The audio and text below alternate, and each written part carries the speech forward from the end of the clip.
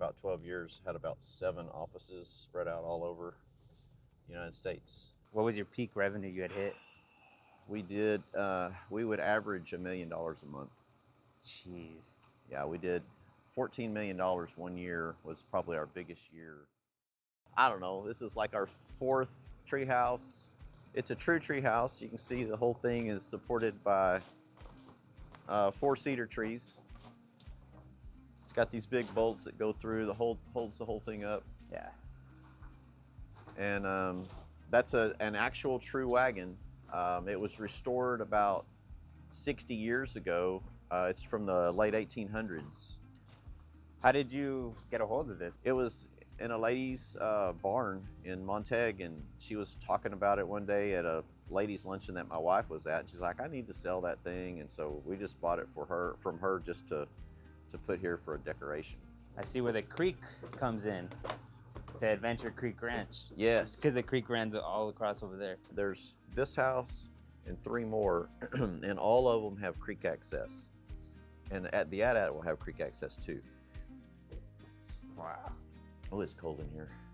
Is this real? Yes, that is real. What is this? That's cowhide. Cowhide? Yeah. We got that at This an is auction. nice. This is beautiful. Look at the toilet. See how it flushes? Really good. It's the old timey.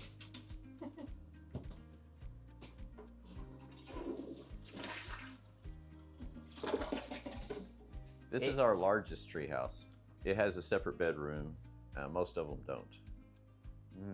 And it has a full kitchen. It's got a full-size fridge with an oven. It's insane to me, the creativity behind all of this. You'll meet Thad. Thad is my right-hand man, and the 2 of us are the same. We just kind of brainstorm off of each other all the time, coming up with ideas. And Oh, you know what would be cool? Oh yeah, that would be cool. How do we do it? And then you just yeah, like, okay, yeah, okay, that's exactly. He did the toilet. I said, I want to do a pull chain toilet. He said, okay. And I came back a couple hours and he had that. This is built in a late 1800s style. cool. This place, it's beautiful. This is awesome. So, and this is all kind of based on the Yellowstone TV series. So this is the Bigfoot treehouse.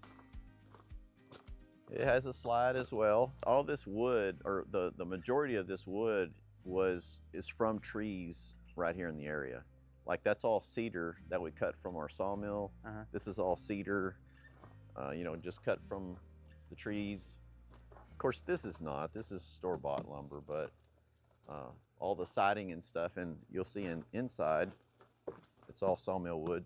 Oh, good, the heater's on in here.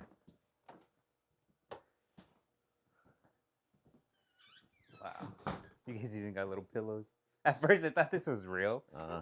And then is someone, oh yeah, the kids sleep up there? Yep.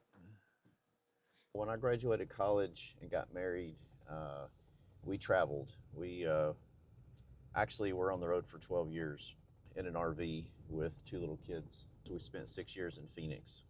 I did roofing during that period of time. So I had, for about 12 years, had about 7 offices spread out all over the United States. It was a lot of stress. I don't ever want to employ that many people again. When you were doing that, what was the revenue like? What was your peak revenue you had hit? We would average $1 million a month. Jeez. Yeah, we did $14 million one year was probably our biggest year. But my material bills were $500,000 a month. I mean, it's just crazy amounts of money. It's like, you know how it is in business. It's always up and down. And so you have those lean months where it's like, I'm 300,000 short, you know? And then now you have to wait for January's money to come in to pay for December's money. It is so stressful. I don't miss those days at all. How many people were you employing at that time? About 150. How long did it take you to grow to that? 7 years? 7 years. Yeah, that's the storm business. We chased hailstorms. So we would watch when a massive hailstorm would hit a high-end area like, Atlanta, but it would hit the good part of like the high-income part of town. And we had criteria, the hail had to be so big, it had to affect so many thousand homes. Then we would start calling. Well, I would make a trip. I'd go get on a plane, fly, usually take one guy with me, and we would scout the place out and see, is this truly a good setup or not? Then we start calling local roofing companies, and of course, they're just covered up. Their phones are blowing up. They're not even answering their phone because they have work for years that they can't get to. And so we'd call them, make a deal with them, say, hey, I've got 12 crews, I've got 13 sales guys, we can be here in 5 days. This is our very first treehouse we ever built. This is the Creekside Treehouse. It's mostly on stilts. I was scared to death to actually tie it to a tree. Yeah. So there's a whole lot more supports than it needs, but I just was unsure. I didn't know. This was our first treehouse, and it took off, did great, booked out immediately. What made you think I'm gonna rent it out? Did you build the treehouse to rent it out, or did you build it for your kids, or like what? No, I built it to rent out. So my sister had just learned about Airbnb, and she was telling us how she was renting out a room, like in Fort Worth. And I'm like, really? People do that? That's a thing, This was 7-8 years ago, and I got to thinking about it, and I went on to Airbnb for the first time, and I'm like, okay, well, what's bringing like top dollar? And so I kind of did the filters so that it was like $300 a night and up, and it was Treehouses. And I thought, that's the ticket. If I'm gonna do an Airbnb, it needs to be something high ticket. And so I built this. When it came to business, you had hit a peak of 14 million revenue. Just seeing that amount of money, what's your perception on money in business? I'll tell you, in business, you're gonna always have ups and downs. When you're up, you have got to put some money away, and you got to put it in a place where it's hard to get to.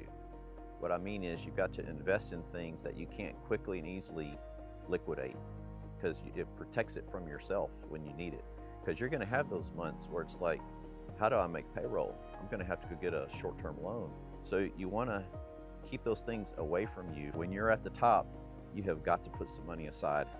As entrepreneurs, you're always gonna have ideas, and you're like investing and putting money into stuff, and you don't know if it's gonna hit or not. Most of the time it doesn't. So you don't wanna spend it all and get yourself in a bind. That's the beautiful thing of entrepreneurship. It's hard though. I mean, it's definitely not easy. Like you said, the whole ups and downs with the money thing, it's exactly what I've faced with the restroom trailer business. I talk about it a lot, but like the end of March, early April to June is on fire. It slows down a little bit, then September and October is on fire, and then it slows down even more. And a lot of owners always ask me, like, the problem is everyone has that issue. There's this business, they have about 10 trailers, they have hundreds of porta potties. I've spoken to the owner, and he said the same thing. He still faces an issue of keeping busy during the dead times. So this is the Hobbit. Yep, this is their eating area, fire pits over there.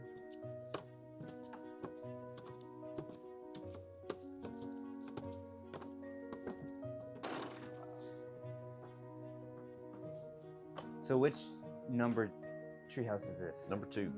This 2. is our second treehouse, and I didn't even think about calling it a Hobbit house until after we had it framed up. So because I was building at the time, I was building greenhouses, and so I had a jig to build these curved trusses like this, and we were doing greenhouses, and I thought, I could do a little house like that up in the trees with the curved trusses. And then after we got it framed up, I'm like, that could be a Hobbit house. Yeah. And so then we put the round thing around the that makes it look like, that's the key part. But of it being a Hobbit house. So this is the restroom trailer. This is it. So I have about a year ago, I actually met. I think we found it on